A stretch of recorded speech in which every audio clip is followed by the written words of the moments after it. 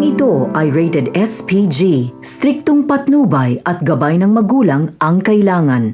Sinabi ni Senyor sa kanyang apong si Pablo na darating ngayong araw ang mga Montenegro sa kanilang mansyon at dapat maging behave ito at pag gumawa ng anumang gulo.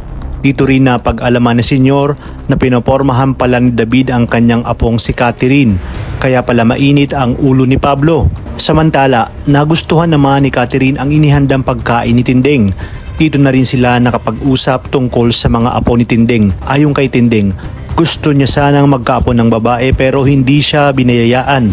Tuturuan niya sana itong maging matapang at kayang ipaglaban ang sarili. Maya-maya pa ay tinanong ni Senyor si Bettina kung alam ba nitong nakipag-date si Catherine sa anak ni Ramon na si David. Kaya naman sinabi ni Bettina na oo at gustong gusto niya ito dahil makapangyarihan at mayamang pamilya ang mga Montenegro. Tutol naman si Senyor sa gusto ni Bettina at ayaw niya magkaroon ng kaugnayan si Catherine sa mga Montenegro.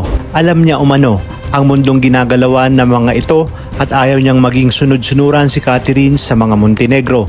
Samantala, sa pag-uusap ni Natanggol at Primo ay sinabi ni Amanda na galing siya sa mundo ng sindikato at kilala niya ang mga kagaya ni Ramon, makapangyarihan at maraming alagad.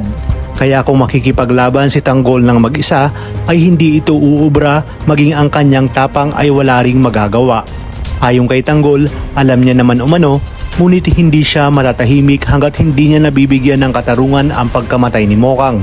At kaya siya lumapit sa mga ito upang tulungan siya. At ang mga dapat nating abangan ngayong Huwebes. Buo na nga ang loob ni na Amanda at Supremo na tulungan si Tanggol dahil naniniwala silang maaari pang magbagong buhay si Tanggol. Di tulad nila Amanda na matanda na. Kaya sinabi ni Primo na sila na mismo ang maghihiganti para kay Tanggol. Sa pagdating ng mga Montenegro sa mansyon ng mga kabalyero ay mayabang namang sinabi ni David kay Senyor Facundo na gusto niyang ligawan si Catherine. Sinagot siya ni Senyor na nakita naman umano ni David kung gaano ka-protective ang kanyang apong si Pablo at mas lalo na umano siya. Kaya naman dito napahiya si David. Nagpahula naman si Natanggol at Bubbles at sinabi ni Bubbles na hindi siya naniniwala.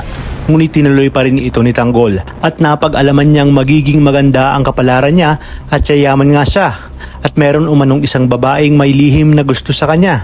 Itinuro ng manghuhula si Bubbles at todo walk out itong si Bubbles at kinabahan na dahil totoo nga ang manghuhula.